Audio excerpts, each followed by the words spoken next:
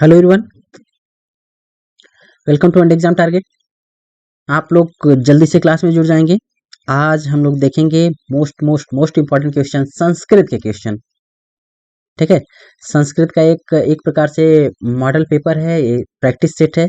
तो आप लोग देखिए कि कितना तैयार है, कितना नहीं तैयार है। हर क्वेश्चन तैयार होना चाहिए। एक एक नंबर पर कंपटीशन है। आज आपके टाइम में एक एक नंबर पर कंपटीशन है, तो इसलिए एक भी क्वेश्चन आपका ऐसा ना हो कि नहीं तैयार है। सारे क्वेश्चन रूप संधि लकार जितने हैं, फिर जितना भी ये वचन है, सब कुछ तैयार होना चाहिए। क्योंकि एक नंबर पीछे होने का मतलब कई हजार लोगों से आप पीछे होंगे। अगर आपको टाइम मिला है तो आप लोग तैयारी करते रहिए, तैयार रहिए, खुद से तैयार रहिए, सेल्फ कॉन्फिडेंस जिससे रहे। ठीक है, और आप जानते हैं कि कोई भी कार्य करने के लिए सबसे जरूरी क्या होता है? कॉन्फिडेंस, वो भी खुद का कॉन्फिडेंस। ठीक है, तो क्लियर है सब कुछ। आप लोग सबसे पहले लाइक करेंगे और नोटिफिकेशन गया नहीं है इसलिए शेयर कर देंगे। ठीक है, नोटिफिकेशन न जाने की वजह से आप लोग लाइक कर दीजिए, फिर शेयर कर दीजिए। शेयर करके सभी को क्लास के लिए पहले शेयर कर दीजिए। फिर क्वेश्चन स्टार्ट करते हैं। टाइम देखिए, टाइम भी वेस्ट नहीं करना है और पढ़ाई भी खूब करना है। टाइम का यूटिलाइज करना है, वेस्ट नहीं करना है, और पढ़ाई खूब करना है जितना हो सके। क्वेश्चन है कि अधोलिखित में से कौन सा अव्यय शब्द नहीं है? बताइए, अधोलिखित में से कौन सा अव्यय शब्द नहीं है? कौन सा ऑप्शन सही होता है? रिप्लाई कीजिए, अधोलिखित में से कौन सा अव्यय शब्द नहीं है?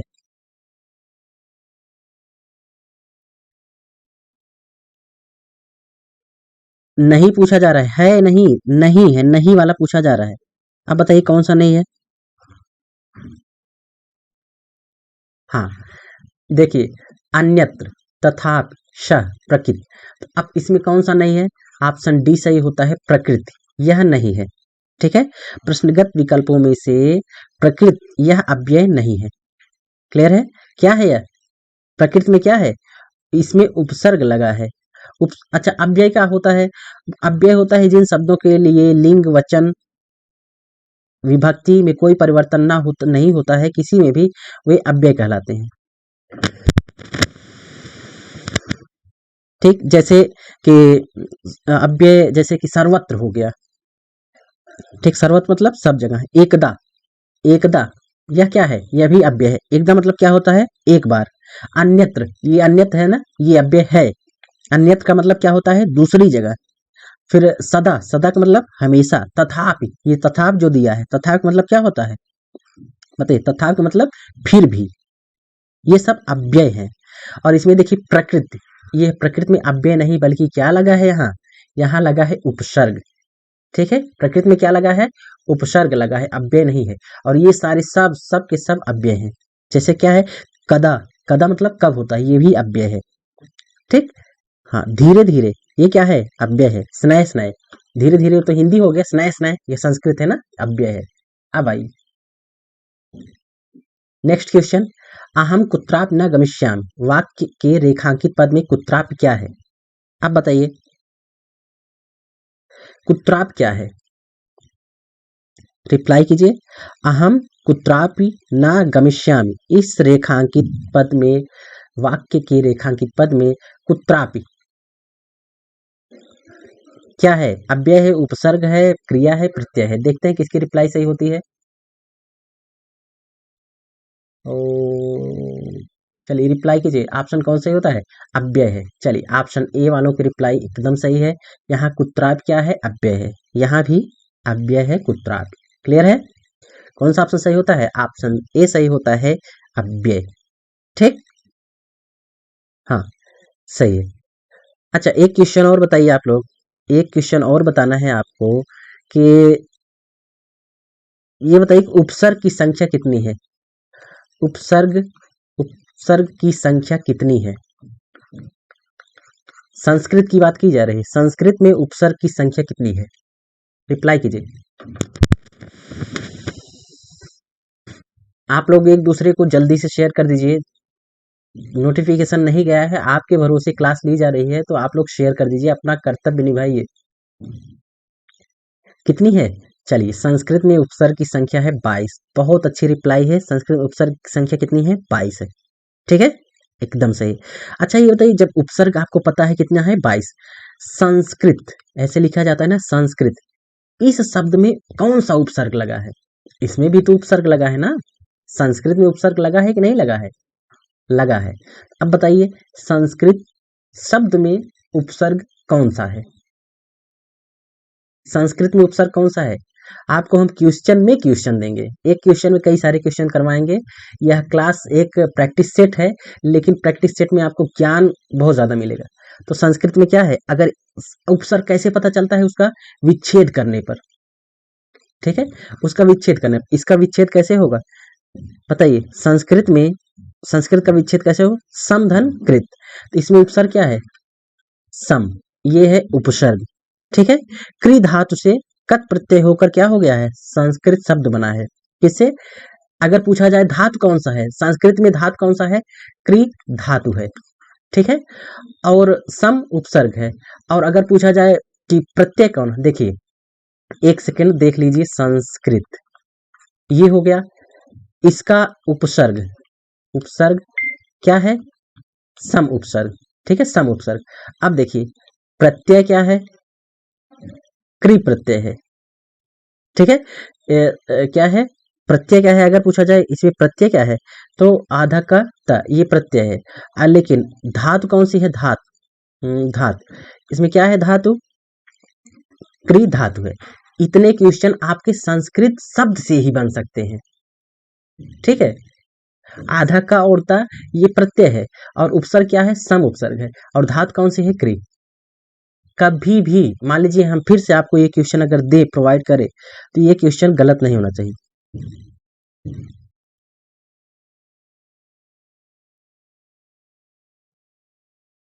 ठीक है, ये इतना क्वेश्चन 3 संस्कृत शब्द से बन गया। समझ में आया? बताइए क्लियर हुआ कि नहीं हुआ? आप संस्कृत सब्जेक्ट पढ़ रहे हैं, सबसे पहले तो जो सब्जेक्ट पढ़ रहे हैं उसका उपसर्ग, उसका प्रत्यय, उसका शब्द, उसका संधि विच्छेद कैसे बनता है, क्या बनता है, ये भी जरूरी है कि नहीं है? उम्मीद है समझ में आ गया होगा आपको कि संस्कृत में धातु कौन सी है, प्रत्यय कौन सा है, उपसर्ग कौन सा है, संधि विच्छेद क्या होगा, कैसे होगा। ठीक है, आइए नेक्स्ट क्वेश्चन। गंगा हिमालयात प्रभुवत रेखांकित पद में कौन सी विभक्ति है? हम आपसे बोले हैं ना, एक एक क्वेश्चन में हम आपको कई सारे क्वेश्चन करवाएंगे, चिंता ना कीजिएगा। ऑप्शन कौन सही होता है? पंचमी ना, पंचमी। वो भी कैसे? गंगा हिमालयात प्रभुवत, इसमें क्या है? हिमालयात में कौन सी विभक्ति है? पंचमी। ऑप्शन ए रिप्लाई सही होती है, पंचमी। ठीक, ऑप्शन ए सही होता है, पंचमी। वो भी कैसे बताइए? कैसे? ध्रुव पायदानम, किस सूत्र से? अगर सूत्र पूछा जाए आपसे तो क्या बताएंगे? किस सूत्र से इसमें पंचमी विभक्ति लगी है, तो आपको बताना होगा ना किस सूत्र से। ध्रुव पायदानम, अलग होने के अर्थ में क्या है? वही हाल है ना, कि वही बात है कि आंख से आंसू गिरते हैं, या फिर वृक्ष से पत्ते गिरते हैं, या गंगा हिमालय से निकलते हैं। अलग होने के अर्थ में क्या है? अपादान कारक, अपादान कारक मतलब पंचमी विभक्ति, ध्रुव पायदानम। ठीक, हाँ। और कई सारे सूत्र हम डेली आपको बताते रहते हैं, जब भी संस्कृत की क्लास होती है उसमें कई सारे सूत्र आपको बताए जाते हैं, लेकिन आप भूल भी जाते हैं, ये भी हमें पता है। संस्कृत व्याकरण कात्यायन का अन्य नाम क्या है? बताइए, रिप्लाई कीजिए। संस्कृत व्याकरण कात्यायन का दूसरा नाम क्या है? देखते हैं इसकी रिप्लाई सही होती है। आप लोग शेयर कर दीजिए एक बार, तो और ज्यादा सही होगी रिप्लाई। एक बार शेयर कर दीजिए, सभी लोग शेयर कर दीजिए, जिससे आपकी संख्या थोड़ा सा बढ़ जाए। क्या है? वर रुचि। ठीक है, एकदम सही। संस्कृत व्याकरण कात्यायन का दूसरा नाम क्या है? वर रुचि। ठीक, ये दक्षिणार्थ थे। इन्होंने पाणिनि द्वारा रचित 1250 सूत्रों की आलोचनात्मक व्याख्या की है। ठीक है, और जो पाणिनि द्वारा रचित 1250 सूत्रों की आलोचनात्मक व्याख्या की है कौन? कात्यायन जी ने। वह किस शीर्षक से है? तो कौन से शीर्षक से है? वार्तिक। ठीक है, वार्तिक शीर्षक से। देखिए, एग्जाम का पता नहीं है कौन सा एग्जाम आपको किस सब्जेक्ट से कितना देना पड़ जाए, तो आप easy question, moderate question, tough question सब कुछ पढ़िए। ज्ञान जितना रहे उतना ही फायदा है, कोई पीछे नहीं कर पाए जिससे। ठीक है। हाँ। अच्छा ये बताइए कि योग दर्शन के प्रतिपादक कौन है? योग दर्शन के प्रतिपादक बताइए, योग दर्शन के प्रतिपादक कौन है? रिप्लाई कीजिए। योग दर्शन के प्रतिपादक पतंजलि। ठीक है। आप बता दीजिए न्याय दर्शन, न्याय दर्शन के प्रतिपादक बताइए, न्याय दर्शन के प्रतिपादक कौन है ये भी बता दीजिए। फिर अगर अब आचार्य वरदराज भट्टोजीसी, चलिए इनसे रिलेटेड एक क्वेश्चन पूछते हैं। अ, लघु सिद्धांत कौमुदी, लघु सिद्धांत कौमुदी, लघु सिद्धांत कौमुदी, इसके राइटर कौन है? दोनों क्वेश्चन आपको बताना है। न्याय दर्शन प्रतिपादक कौन है? गौतम। ठीक है। अब आपको बताना है लघु सिद्धांत कौमुदी, इसके राइटर कौन है? आइए नेक्स्ट क्वेश्चन पर चलते हैं। हमने आपसे बोला है कि एक क्वेश्चन में कई सारे क्वेश्चन आपसे पूछेंगे। अब बताइए, लघु हमने पूछ लिया, आ गया है यहाँ मध्य।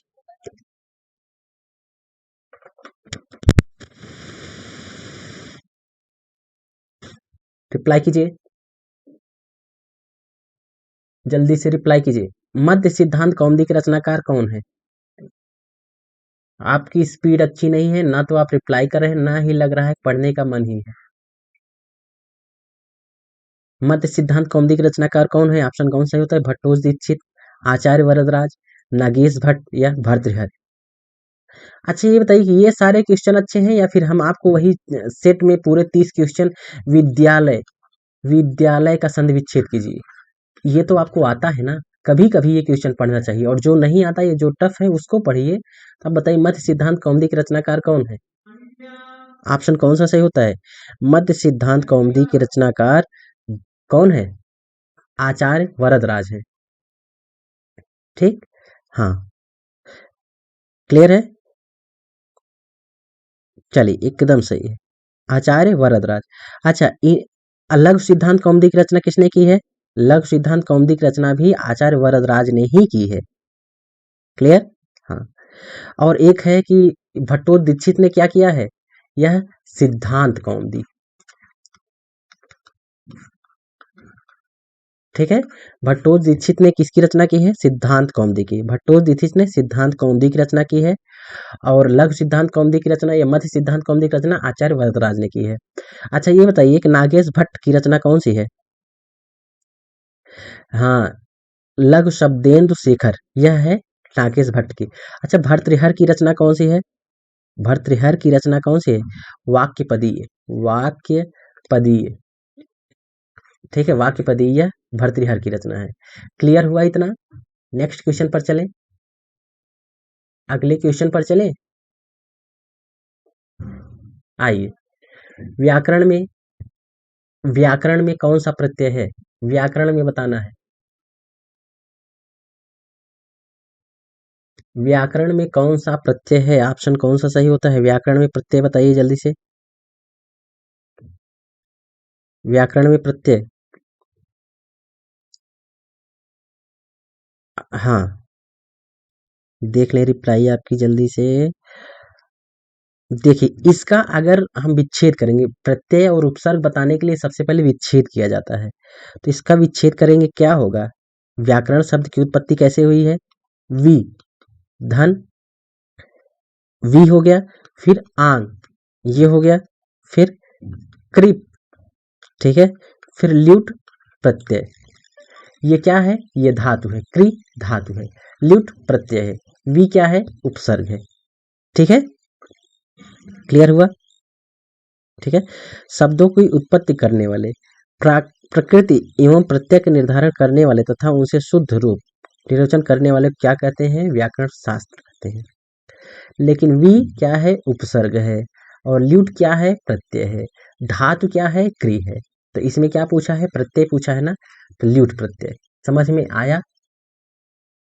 बताइए, समझ में आया कि नहीं आया? कभी भूलेगा?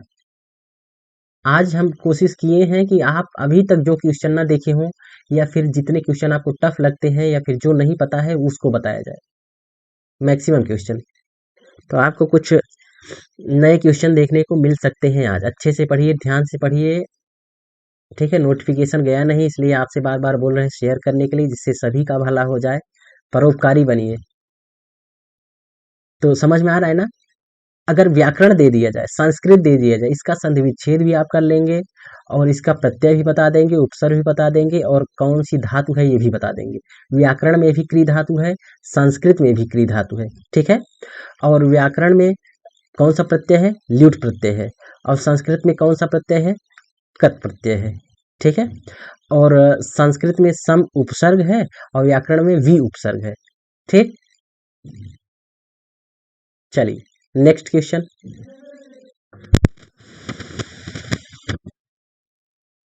नेक्स्ट, राजन शब्द के रूप में राज्ञ रूप किस विभक्ति एवं वचन का है? रिप्लाई कीजिए। आपसे हम बोले हैं ना, सबसे स्टार्टिंग में यही बोले आपसे कि आप लोग वचन, लिंग, लकार, मतलब जो भी संस्कृत में आपको समझ में आए, एक भी क्वेश्चन छोड़िए ना, बहुत ज्यादा पढ़िए। संस्कृत ही नहीं, हर सब्जेक्ट। आपको कितने लोगों से? 30 लाख लोगों से कंपटीशन करना है, 30 लाख लोगों से। क्योंकि वैकेंसी कब आएगी? जब ये वाला टेट होने वाला है, ये भी हो जाएगा, तब अगले साल, मतलब चुनाव के बाद। अब बताइए, 30 लाख लोगों से करना है, और टेट जो दे रहे हैं इसमें तो कंपटीशन है नहीं, जो पास हो गया पास हो गया। इसलिए तैयारी कीजिए, खूब तैयारी कीजिए। राजन शब्द के रूप में राज्ञ रूप किस विभक्ति एवं वचन का है? ऑप्शन कौन सा सही होता है? रिप्लाई, राजन शब्द के रूपों में राज्ञ क्या है? द्वितीय विभक्ति बहुवचन का है, ठीक है। राजन शब्द में राज्ञ क्या है? द्वितीय विभक्ति बहुवचन का है। देखिए, प्रथमा विभक्ति आपको बताते हैं। प्रथमा विभक्ति एक वचन का, एक वचन क्या है? राजा, ठीक है। फिर बहुवचन क्या है? राजाना, ठीक है। राजा, राजा और राजाना, ये हो गया।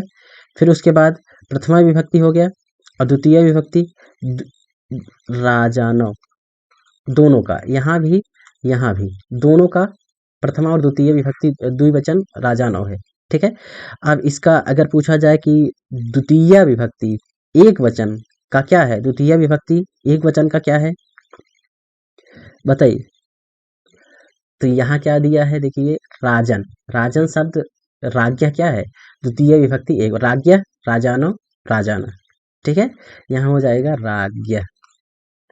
क्लियर है? ऑप्शन बी सही होता है। हम आपसे बोल रहे हैं किसका किसका याद करना है? नदी का याद कीजिए, बालक का याद कीजिए, बालिका का याद कीजिए, या फिर राजा का याद कीजिए, फिर पिता का याद कीजिए, ठीक है। पिता का याद कीजिए, फिर अस्मद का, अस्मद, फिर युष्मद, ठीक है। फिर सहतवते तमते तान, ये वाला याद, इतना याद कीजिए, आपके मैक्सिमम क्वेश्चन इसी से आ जाएंगे, सही हो जाएंगे, ठीक है। नेक्स्ट क्वेश्चन है,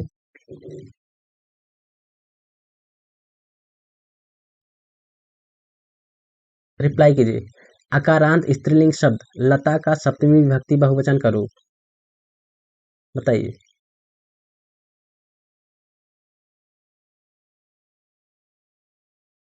रिप्लाई,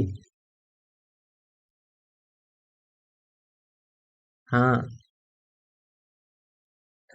अकारांत स्त्रीलिंग शब्द लता का सप्तमी विभक्ति बहुवचन, जल्दी से। अक, अच्छा, लता क्या है? अकारांत स्त्रीलिंग है ना। अकारांत कैसे है? लता, देखिए आ है ना, अकारांत हो गया, स्त्रीलिंग है ही लता। तो आप बताइए, प्रथमा विभक्ति बहुवचन क्या पूछा है? सप्तमी विभक्ति बहुवचन, सप्तमी विभक्ति बहुवचन क्या हो जाएगा? हाँ, जैसे कि अब बालक का याद, बालिका का याद करें, बताइए क्या है? हम्म, लताश, लताश, ठीक है। क्या हो जाएगा? लताश। ऑप्शन कौन सा सही होता है? ये ऑप्शन सी। क्लियर है? सप्तमी विभक्ति बहुवचन है लताश, जबकि इसका एक वचन क्या है?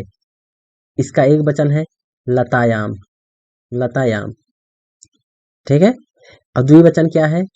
लतयो, और बहुवचन क्या है? लताश, ठीक है।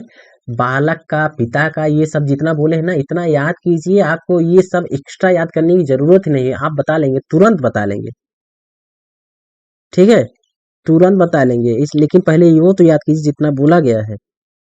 चलिए अच्छा, संधि से एक क्वेश्चन बताइए। चंद्रोदय, चंद्रोदय का संधि विच्छेद कीजिए और संधि का नाम बताइए।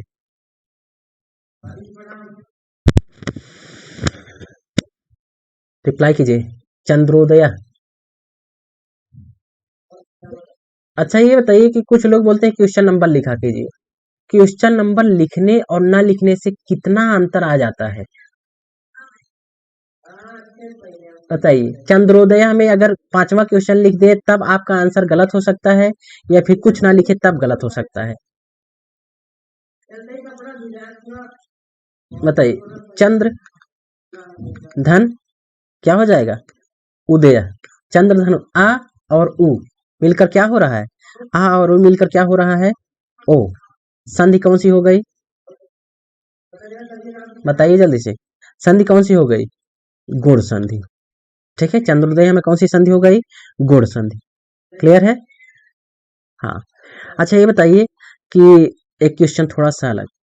सर्व दैव, ये संधि, इसका विच्छेद कीजिए और नाम बताइए। नहीं कंफ्यूज ना होइए, हम पूछ रहे हैं कि कौन कौन सा है, कैसे कैसे है, आप लोग थोड़ा सा मैनेज करके, क्योंकि क्वेश्चन नंबर लिखने में ना लिखने में, क्वेश्चन नंबर लिखने में ना टाइम वेस्ट होता है। कोशिश ये है कि आपको ज्यादा से ज्यादा पढ़ाया जाए, ज्यादा से ज्यादा पढ़ाया जाए, ज्यादा से ज्यादा क्वेश्चन टच करके जाए। ठीक है, टाइम बचाया जाता है क्वेश्चन नंबर ना लिखने से। अब बताइए सर्वोदय कौन सा, यहाँ का क्या होगा? रिप्लाई कीजिए। इसका संधि विच्छेद कीजिए। सर्वोदय का, सर्वोदय का। देखते हैं कितने लोगों की रिप्लाई सही होती है। ये वृद्धि संधि सही है। संधि तो वृद्धि है एकदम सही, लेकिन इसका संधि विच्छेद करके बताइए तब जाने। सर्वधन उदय नहीं, गलत है। जो लोग सर्वधन उदय बता रहे हैं, सर्वधन उदय, यह क्या है? गलत है। बताइए जल्दी से। रिप्लाई कीजिए। क्या है इसका संधि विच्छेद? हम बता रहे हैं, सर्वदा धन एव। ठीक है, सर्वदैव का संधि विच्छेद क्या है? सर्वदा धन एव, यही सही है। सर्वदा धन एव यह सही है। ठीक है, सर्व उदय वालों का गलत है, सर्वदा धन एव सही है। और संधि कौन सी हो जाएगी? वृद्धि संधि। किस सूत्र से? वृद्धि रेश से। ठीक है, आ और ए मिलकर क्या हो रहा है? आ और ए मिलकर क्या हो रहा है? आय। क्या हो जा रहा है? आय। इसलिए क्या है? सर्वदा धन एव मिलकर क्या, आ और ए मिलकर क्या हो जा रहा है? आय। कौन सी संधि? वृद्धि संधि।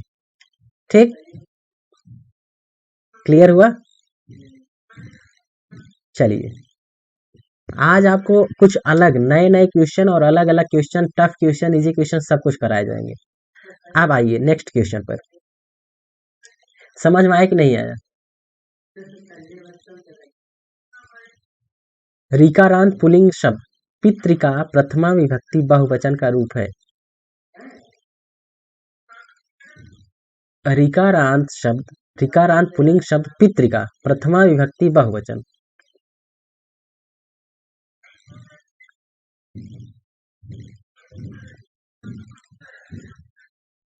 जल्दी से रिप्लाई कीजिए। ऋकारांत पुल्लिंग शब्द पितृ का प्रथमा विभक्ति बहुवचन, ऑप्शन कौन सा सही होता है? किसका पूछा जा रहा है? पितृ का। तो बहुवचन क्या हो जाएगा? पितरा। ये हो जाएगा, देखिए पितरा। अगली क्लास में आप लोग आएंगे तो जितना हम बोले हैं ना उतना आप लिंग वचन, एक वचन, द्वि वचन सब कुछ याद करके आएंगे। ठीक है, जितना हम बताए हैं आज आपको इतना याद करना है। अगली क्लास में आप लोग संस्कृत की आएंगे तो उतना याद करके आएंगे। कुछ न कुछ कुछ daily day by day cover करते रहिए। एक समय ऐसा आएगा फिर कुछ आपको पढ़ने लायक बचेगा नहीं। आप सबसे ऊपर उठ चुके होंगे तब बोलेंगे हम हम ब्रह्मास्मि। ऋकारांत पुल्लिंग शब्द पितृ का प्रथमा विभक्ति बहुवचन क्या हो जाएगा? पितरा। ठीक है, हाँ पितरा। एक वचन क्या है? देखिए ध्यान से, पिता, फिर पिता हो गया, फिर क्या हो जाएगा, पितरव, फिर आएगा यहाँ पितरा। ठीक है, पिता पितरव पितरा। क्लियर? क्या क्या पढ़ना है, सब कुछ पढ़ना है, 14 सब्जेक्ट पढ़ना है, और बढ़ेगा तो और पढ़ना है, जो भी एग्जाम में आएगा पढ़ना है, नौकरी लेनी है तो पढ़नी है, नौकरी इतनी आसान नहीं है। अब ऑप्शन अगर आप लोग जॉब का चुने हैं तो कुछ कठिन है, कठिन है तो कठिन परिश्रम करना होगा।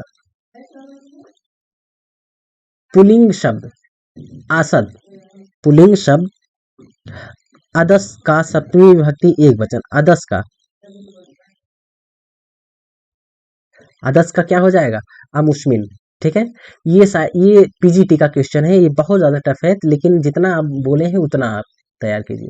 ठीक है, अमुस्मिन हो जाएगा। चलिए, लेकिन आप अस्मद युस्मद का याद कीजिएगा, अस्मद का और युस्मद का और सह का, इतना याद करना है। ठीक है, अहम अवा मयम मम मया अवाभ्याम अस्माभि, ये वाला। निम्नलिखित में से कौन कृष्ण का पर्यायवाची नहीं है?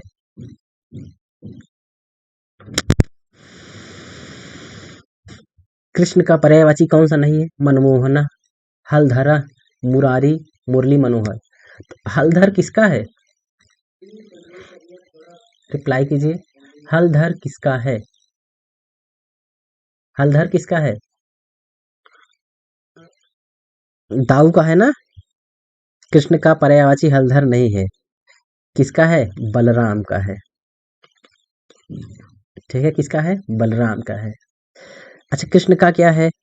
मनमोहना, मुरारी, मुरली मनोहर, फिर माधव, राधापति, राधा रमण, केशव, वासुदेव, गोविंद, घनश्याम, दामोदर, गोपीनाथ, इतना ज्यादा नाम है। अरे ठीक है, नेक्स्ट क्वेश्चन है, अकर्मक धातु से कौन सा वाच्य बनता है? तो ध्यान से देखिएगा,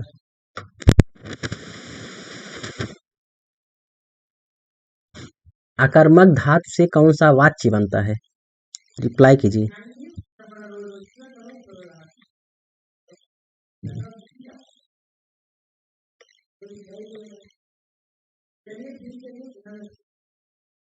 अकर्मक धातु से कौन सा वाच्य बनता है?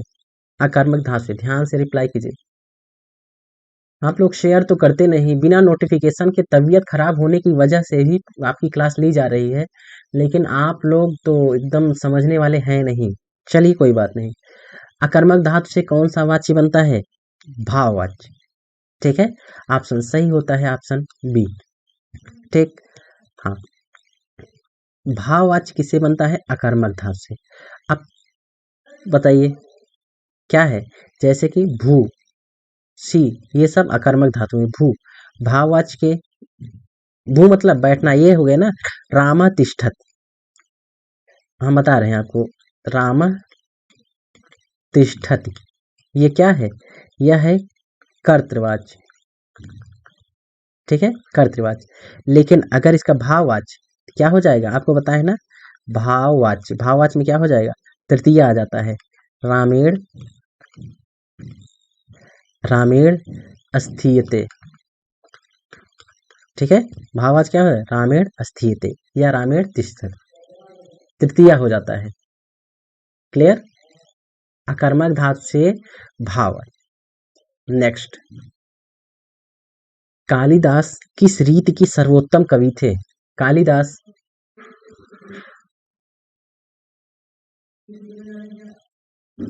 कालिदास किस रीत के सर्वोत्तम कवि थे? ऑप्शन कौन सा सही होता है?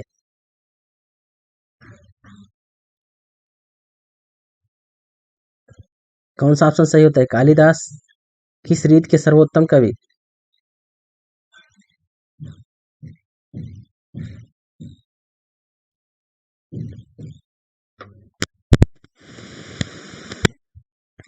ठीक, वैदर्भी रीत, पांचाली, गौड़ी, लाटी।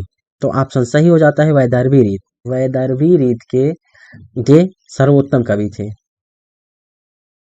ठीक है, चलिए। अच्छा, ये बताइए कि पांचाली रीत का कौन था? पांचाली रीत का, पांचाली रीत के वही थे जिसने कादम्बरी की रचना की थी। कादम्बरी।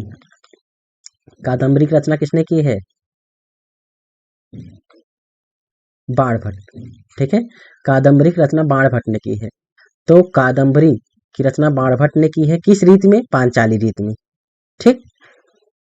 नेक्स्ट, संस्कृत में सर्वप्रथम एकांकी नाटक लिखने का श्रेय किसको है?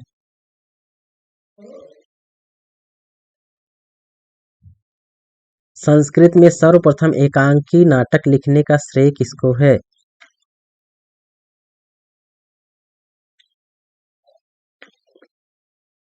रिप्लाई कीजिए।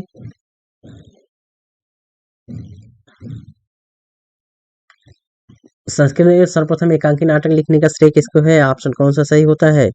यह भास को है। ठीक, ऑप्शन सी रिप्लाई सही होती है, एकांकी नाटक भास ने लिखा है। हाँ, सही है। चलिए, अच्छा आप एक क्वेश्चन और बताएंगे कि उपकृष्णम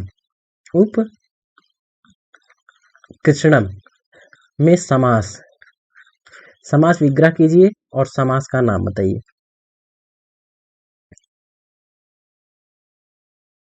उपकृष्णम में समास विग्रह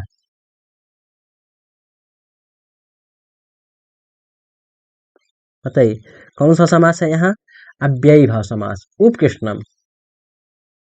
ठीक है,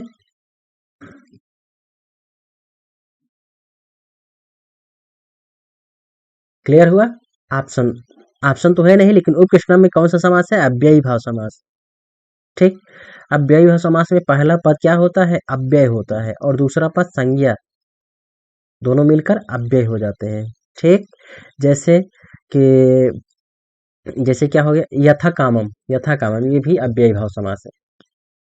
ठीक, चलिए नेक्स्ट क्वेश्चन। हाँ चलिए ठीक है, क्वेश्चन है,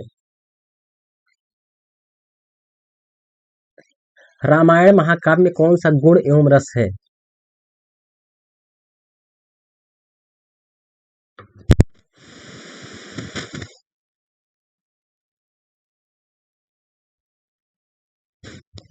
बताइए।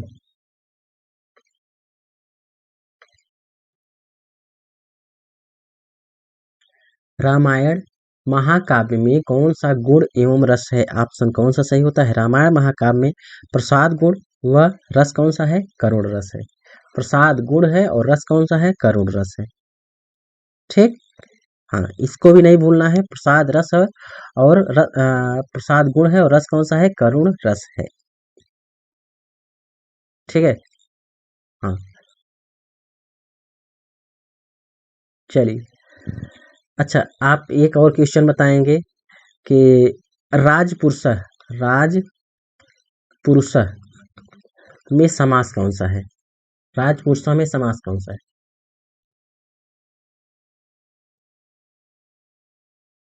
राजपुरुष में समास कौन सा है?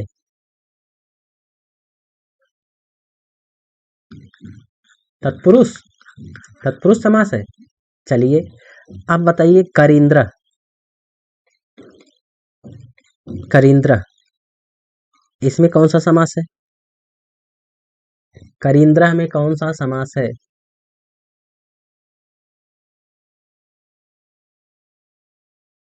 करींद्र में कौन सा समास है? यहाँ भी है तत्पुरुष समास, करींद्र में क्या है? तत्पुरुष समास है।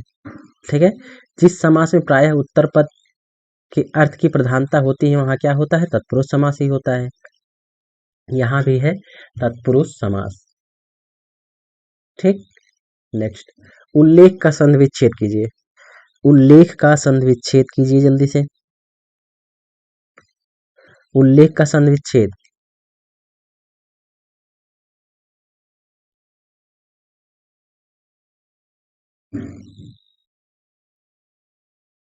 रिप्लाई रिप्लाई कीजिए और उल्लेख का संधि विच्छेद जल्दी से करके बताइए। उल्लेख का संधि विच्छेद क्या हो जाएगा? हाँ, उत धन लेख। ठीक है, हाँ उल्लेख का संधि उद्धन लेख, उल्लेख, उल्लेखा है तो उद्धन लेखा, ये हो जाएगा ऑप्शन बी। ठीक है। हाँ, लत्तो संधि कौन सा है?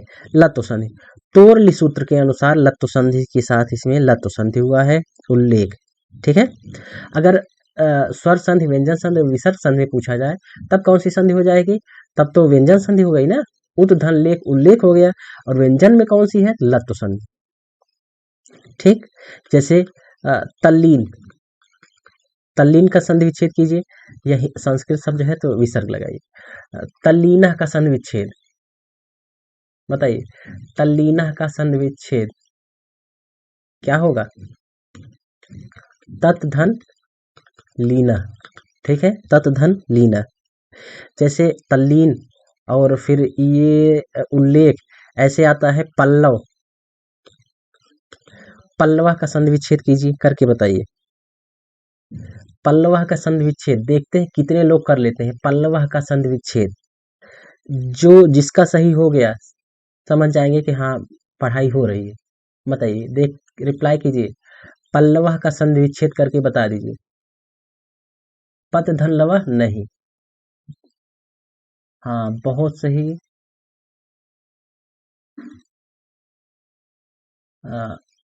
ओके ओके, जितने लोग बता रहे हैं पत धन लवा, और कुछ लोग बता रहे हैं पद धन लवा, तो ऑप्शन बी वालों की रिप्लाई एकदम सही है। कुछ लोग नहीं, एक दो लोग बताए हैं, हम देख रहे हैं सबकी रिप्लाई देख रहे हैं, एक लोग बताए हैं और दो लोग बस। ठीक है, पद धन लवा। आप जानते हैं कि संधि विच्छेद करने पर ये सार्थक शब्द बनने चाहिए ना, इधर भी इधर भी। ये थोड़ी ना है कि जैसे कि रमेश का संधि विच्छेद कर दीजिए तो दोनों में रमई धन एस सार्थक शब्द बने। पद कोई शब्द नहीं है, पद सार्थक शब्द नहीं है, इसलिए क्या हो जाएगा? पद धन लवा, क्या है? पल्लवा। ठीक है, हमने बोला था कि हम समझ जाएंगे आपकी पढ़ाई नहीं हो रही है, हो रही है, तो आपकी पढ़ाई नहीं हो रहा, आप लोग गलत बता दिए। एक लोगों की रिप्लाई सही थी, जहां तक जब तक हम देखे एक लोगों की रिप्लाई सही थी। ठीक है, चलिए, मान लीजिए सुपर टेट में यही क्वेश्चन आ जाता तो कितने लोग नंबर पा जाते? सभी का एक तरफ से गलत हो जाता। नेक्स्ट क्वेश्चन है, गांव के चारों ओर वृक्ष हैं, इसका संस्कृत में अनुवाद क्या होगा?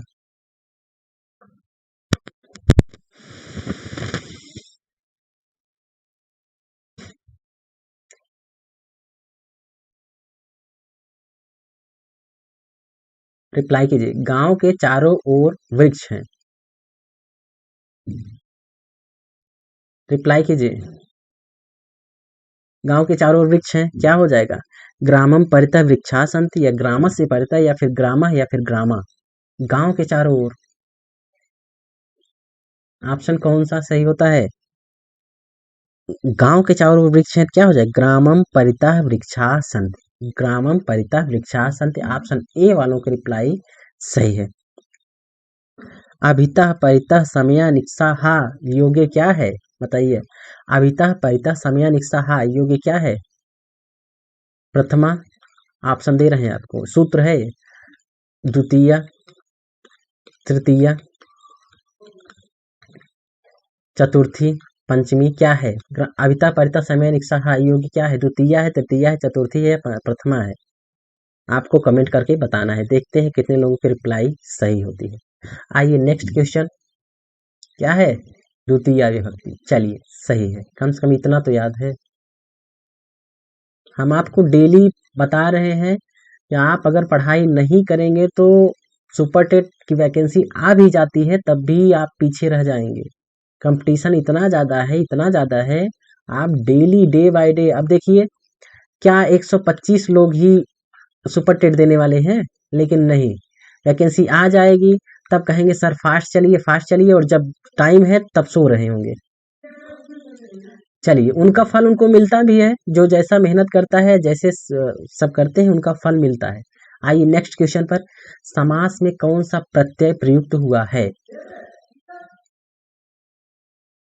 एमपी टेट में हेल्पफुल रहेगा 100%। हमने एक क्वेश्चन पूछा था अभी करिंद्र करिंद्र करिंद्र अभी इसके पहले ये वाला क्वेश्चन हम एक्स्ट्रा फैक्ट में पूछे थे ना, एक्स्ट्रा में। यह एमपी टेट 2019 में ये क्वेश्चन आ चुका है। एमपी टेट एमपी टेट 2019 में करिंद्र क्वेश्चन आया है। तो ऐसा नहीं है कि वहां संधि एमपी टेट में बदल के हो जाएगा शिवराज सिंह चौहान, नहीं। संधि का नाम संधि ही रहेगा, समास का नाम समास ही रहेगा, चाहे मध्य प्रदेश में हो चाहे वह उत्तराखंड में हो। उत्तराखंड की राजभाषा क्या है? संस्कृत है। सब कुछ हर जगह एक ही रहेगा, चिंता ना कीजिए। बस आप अपना दिमाग लगा सकते हैं कि हाँ अगर हिंदी है तो हिंदी हर जगह रहेगा। चलिए, समास में कौन सा प्रत्यय प्रयुक्त हुआ है? समास में बताइए कौन सा प्रत्यय प्रयुक्त हुआ है? ल्युट प्रत्यय, खंड प्रत्यय, तृतीय प्रत्यय या सन प्रत्यय? समास देखेंगे आप तो इसमें क्या है? ऑप्शन बी सही हो जाता है। समास में घंत प्रत्यय प्रयुक्त हुआ है। समास की उत्पत्ति कैसे हुई है? समास में अगर पूछा जाए उपसर्ग क्या है तो सम, ठीक है, सम उपसर्ग है यहाँ, सम उपसर्ग पूर्वक। फिर धातु कौन सी है? अस धातु है, ठीक है। और प्रत्यय क्या है? घ प्रत्यय है, ठीक है। क्लियर हुआ? हमने आज किसका किसका बताया? हमने आज किसका किसका बताया? आपको बताए हैं संस्कृत का, फिर उसके बाद व्याकरण का, फिर अभी समास बता रहे हैं। उपसर्ग है, धातु है, प्रत्यय है। संस्कृत में भी बताए हैं, व्याकरण में भी बताए हैं। आप लोग अच्छे से पढ़ लीजिए, कभी कोई क्वेश्चन आए तो गलत ना हो जिससे, ठीक है। मेहनत आपके साथ आप तो कर ही रहे होंगे, आपके साथ बहुत ज़्यादा मेहनत हम भी कर रहे हैं। तबीयत खराब है, आवाज़ से भी शायद लग रहा होगा, लेकिन फिर भी बिना नोटिफिकेशन क्लास ले रहे हैं, तो आप लोग सहयोग कीजिए, समझिए, जिससे ये बेकार ना जाए क्लास। पढ़ाई कीजिए, कुछ सीख कर जाइए, नए नए क्वेश्चन है, अच्छे क्वेश्चन है।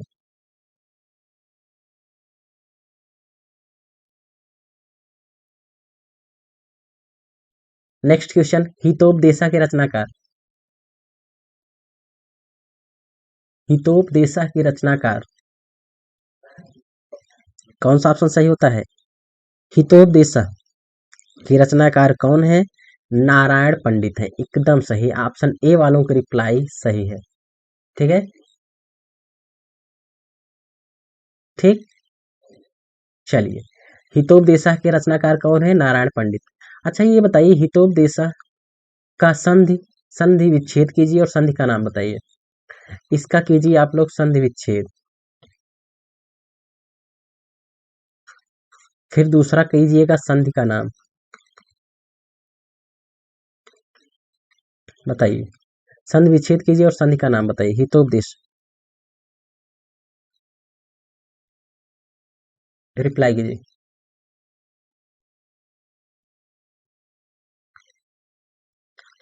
हित धन उपदेश, ठीक है, हित धन उपदेश। आ और ओ मिलकर क्या हो रहा है? ओ। कौन सी संधि है बताइए जल्दी से? संधि कौन सी हो गई?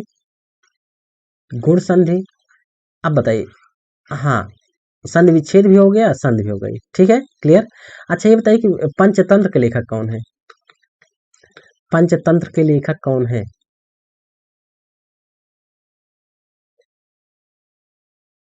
जल्दी रिप्लाई कीजिए। पंचतंत्र के लेखक कौन है? देखते हैं कितने लोगों की रिप्लाई सही होती है। पंचतंत्र के लेखक कौन है? इस ऑप्शन में सही हो जाएगा कौन? विष्णु शर्मा, ठीक है। पंचतंत्र के लेखक कौन है? विष्णु शर्मा। चलिए, मुद्रा राक्षस, इसके लेखक कौन है बताइए? मुद्रा राक्षस के लेखक कौन है?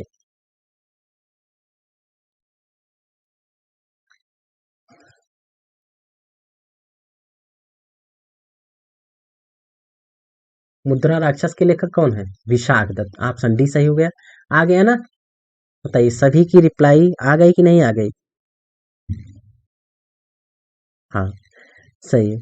चलिए, एक कठिन क्वेश्चन और पूछ रहे हैं संस्कृत का, एक और टफ क्वेश्चन। क्या है कि पुरुष सिंह पुरुष सिंह यहाँ कौन सा समास है? कठिन क्वेश्चन है। पुरुष सिंह यहाँ कौन सा समास है?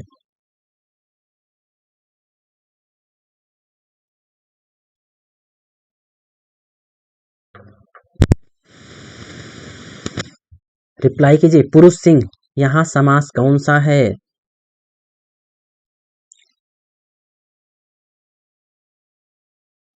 हाँ, पहले तो इसका बताइए कौन सा समास है? कर्मधारय समास है। कर्मधारय समास है। पुरुष सिंह में कौन सा समास है? तत्पुरुष बता रहे हैं लेकिन है क्या? कर्मधारय समास है। ठीक है, कर्मधारय समास है। चंद्रशेखर, चंद्रशेखर, चंद्रशेखर में कौन सा समास है? चंद्रशेखर में कौन सा समास है?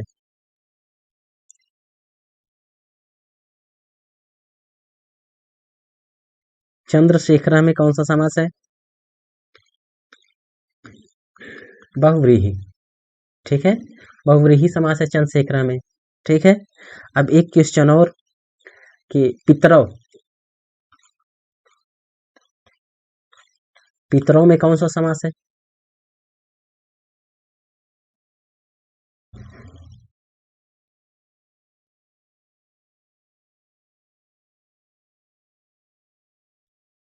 ओ, पितरौ में कौन सा समास है? माताचा पिताचा इति पितरौ कौन सा समास है? द्वंद्व समास। ठीक है, द्वंद्व समास में कौन सा पद प्रधान होता है? द्वंद्व समास में प्रथम पद प्रधान होता है या उत्तर पद प्रधान होता है? दो ऑप्शन है आपके पास, प्रथम पद प्रधान होता है या उत्तर पद। उत्तर पद, कौन सा पद प्रधान होता है? ऑप्शन ही दो है। द्वंद्व समास में कौन सा पद प्रधान होता है? हम दो ही ऑप्शन दिए हैं, आप लोग दोनों बता रहे हैं। इसका मतलब आप लोग बहुत तेज हैं। हैं? चलिए, हाँ मान गए आप लोग तेज हैं। सही है, दोनों पद प्रधान होता है। ठीक है, हाँ दोनों पद प्रधान क्या हो गया? द्वंद्व समास। ठीक, दोनों पद प्रधान द्वंद्व समास। आइए नेक्स्ट क्वेश्चन पर आते हैं। संस्कृत में स्वरों की संख्या कितनी है?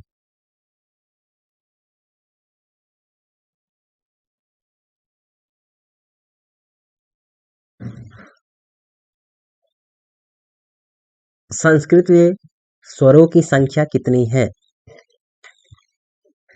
कितने स्वर हैं? 9 स्वर हैं। कितने स्वर हैं? बताइए कितने स्वर हैं? 9 स्वर हैं। संस्कृत में स्वरों की संख्या कितनी है? 9 स्वर हैं। कौन कौन सा? अ, ई, उ, री, री, ए, ऐ, ओ, औ। ठीक, कितने हो गए? 9 हो गए। क्लियर? चलिए ठीक है, अब एक क्वेश्चन और बताइए समाज से ही रिलेटेड। आपका टेस्ट है आज एकदम, हम बताए हैं ना, आपका थंबनेल में लिखा है कि प्रैक्टिस सेट है, तो प्रैक्टिस सेट में मैक्सिमम क्वेश्चन, ज़्यादा से ज़्यादा क्वेश्चन और कठिन से कठिन क्वेश्चन आपको दे रहे हैं। अगणित, अगणित, अगणित में समास बताइए।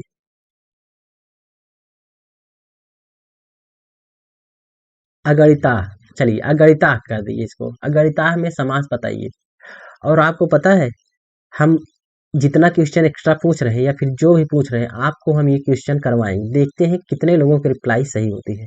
ठीक है, अगणिता का समास बताना है आपको, तब पता चलेगा कितने लोग तेज हैं, कितने लोग धीम हैं। ठीक है, बता लेंगे तो तेज है, नहीं बता पाए धीम है।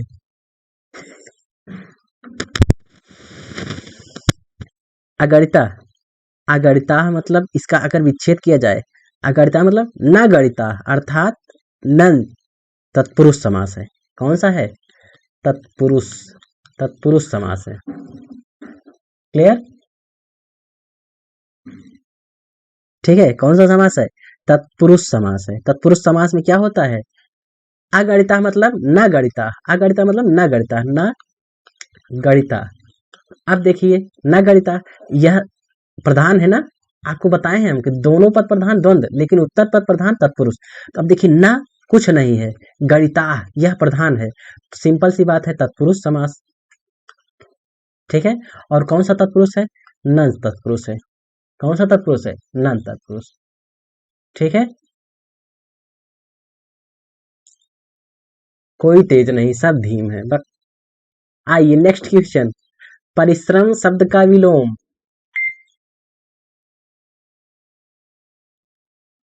परिश्रम शब्द का विलोम।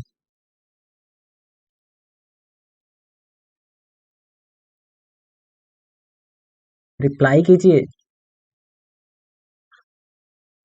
परिश्रम शब्द का विलोम क्या होगा?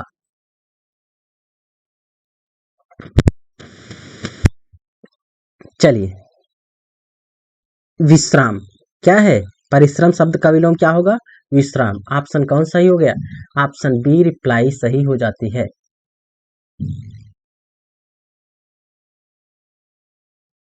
ठीक है, परिश्रम का क्या होगा? विश्राम है।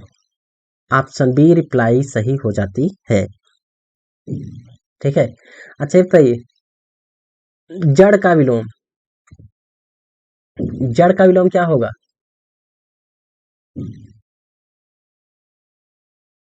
अच्छा, कुछ लोग इंतजार करते हैं कि कोई बताए तब हम वही बताएं, कोई बताए तो वही बताए, जब किसी ने नहीं बताया तो उनका भी नहीं आंसर आया। बताइए, जड़ का क्या होता है विलोम शब्द? चेतन। ठीक है, जड़ का क्या होता है? चेतन। मूक का क्या होता है? मूक का विलोम, मूक। मूक का विलोम, मूक का विलोम बताइए जल्दी से। देखते हैं कितने लोगों की रिप्लाई सही होगी। मूक का विलोम बताना है, मूक। वाचाल। ठीक है, मूक क्या होगा? वाचाल। अब आइए, कत तथा क्वत प्रत्ययों की संज्ञा होती है। कत तथा क्वत प्रत्ययों की संज्ञा होती है, कौन सी? रिप्लाई कीजिए।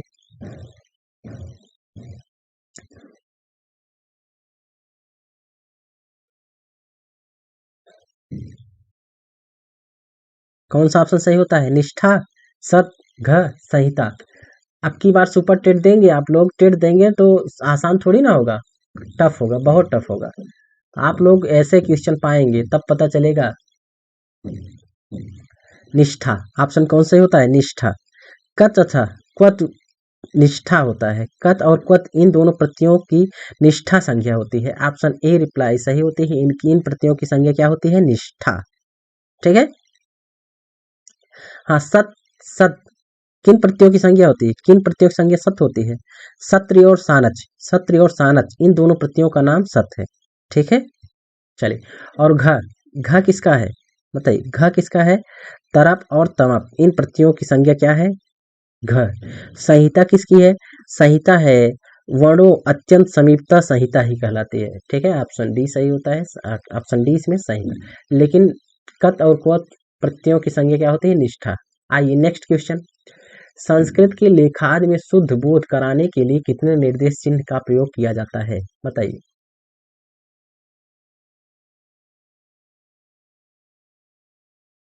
रिप्लाई कीजिए, ऑप्शन कौन सा सही होता है? रिप्लाई कीजिए। संस्कृत के लेखादि में शुद्ध बोध कराने के लिए कितने निर्देश चिन्ह का प्रयोग किया जाता है? ऑप्शन कौन सा सही होता है?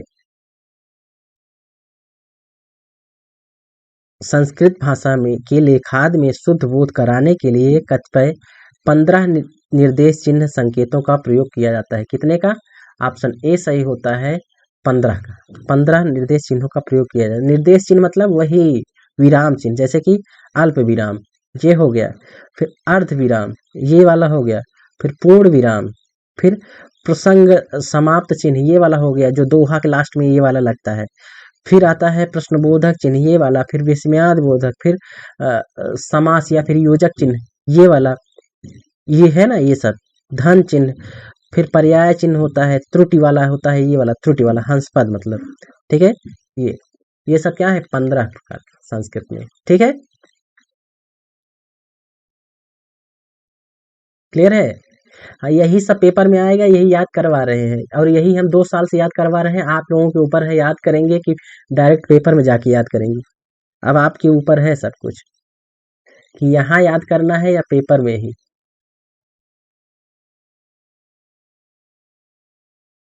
भू धातु विधिलिंग लकार का उत्तम पुरुष एक वचन का रूप। भू धातु विधिलिंग लकार उत्तम पुरुष एक वचन।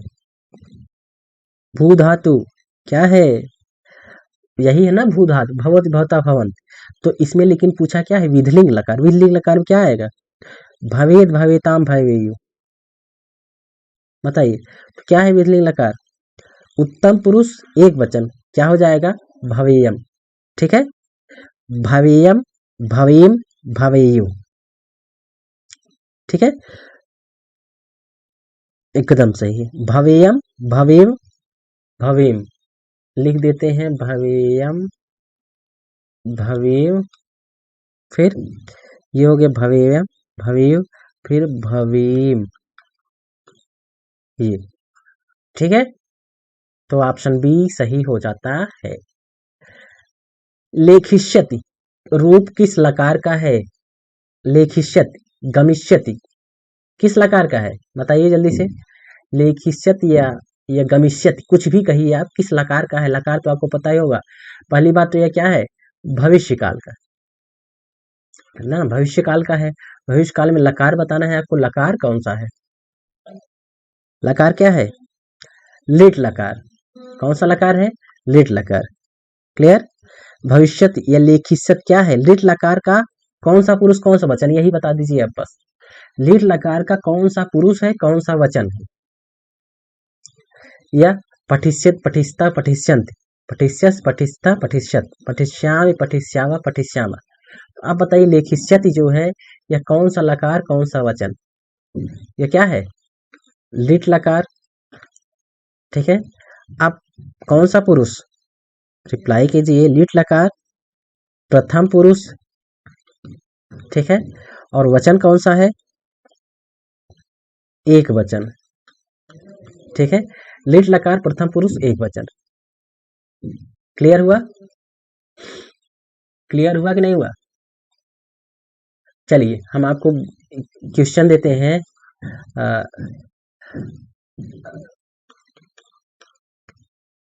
गमिष्याम, गमिष्याम, अब बताइए गमिष्याम यह कौन सा लकार कौन सा वचन कौन सा पुरुष,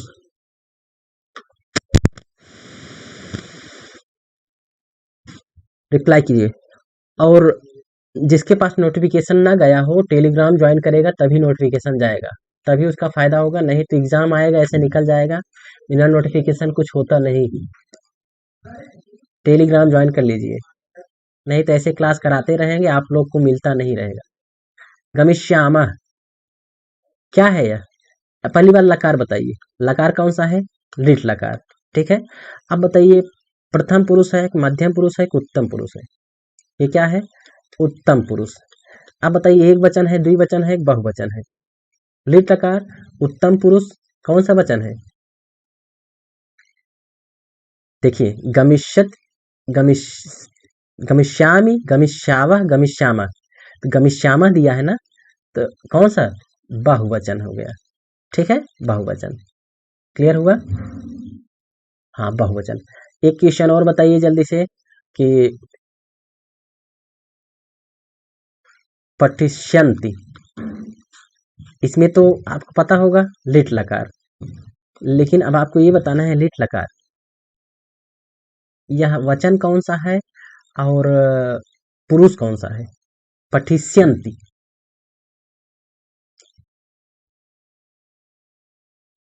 पठिष्यन्त में आपको क्या क्या बताना है,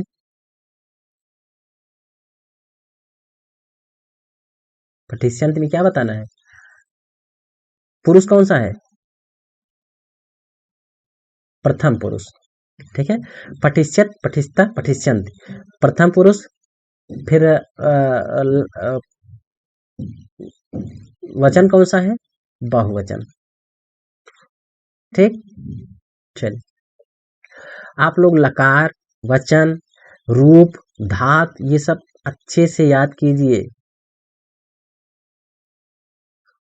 बालकई, यह कौन सा पुरुष है, फिर कौन सा वचन है, ये आपको बताना है। पुरुष और वचन बताइए।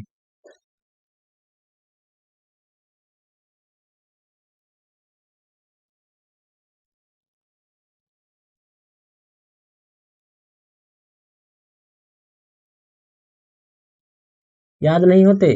ऐसी कोई भी चीज नहीं है, कोई भी याद नहीं है जो याद न हो। कोशिश कीजिए, मेहनत कीजिए, रोज एक बार पढ़ लीजिए, देख लीजिएगा कि 10 दिन में आपको सब कुछ याद हो जाएगा। जो भी आपको याद करना है रोज एक बार पढ़ लीजिए। दिन में 24 घंटे में एक बार उसको नोट्स बनाए होंगे या लिखे होंगे, जहां भी लिखा हो उसको देख लीजिए, याद हो जाएगा पक्का।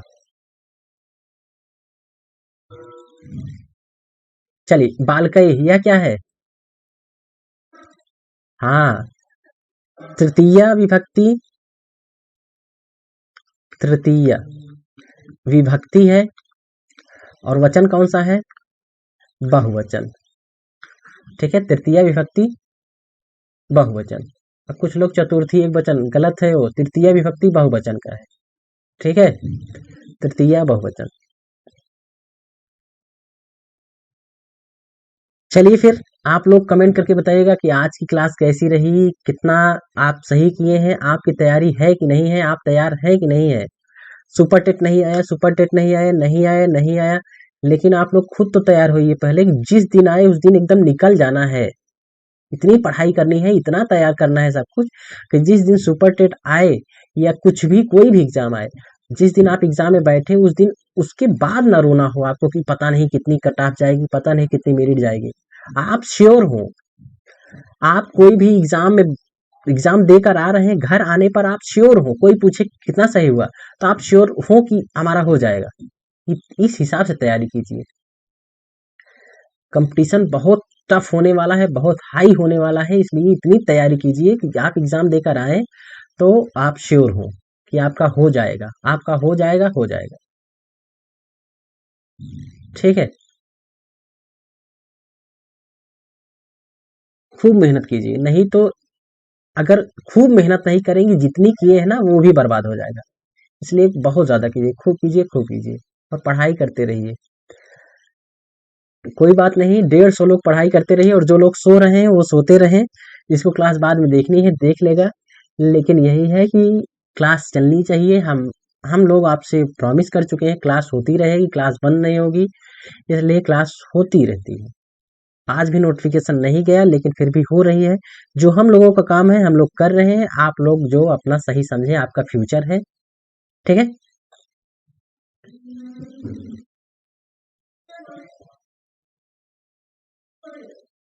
चलिए मिलते हैं नेक्स्ट क्लास में 2 बजे। कब मिलेंगे आपसे?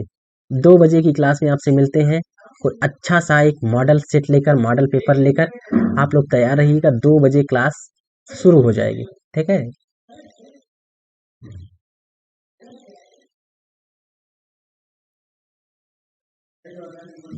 2 बजे आप लोग प्रेजेंट हो जाइएगा। 2 बजे क्लास चलेगी। कितने लोग आएंगे 2 बजे?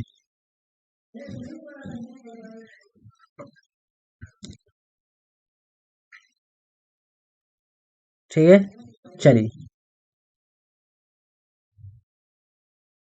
मिलते हैं नेक्स्ट क्लास में, नेक्स्ट वीडियो। तब तक के लिए सबको थैंक यू, बाय। सुन रहे हैं, सबकी बात सुन रहे हैं, हम पढ़ लिए हैं।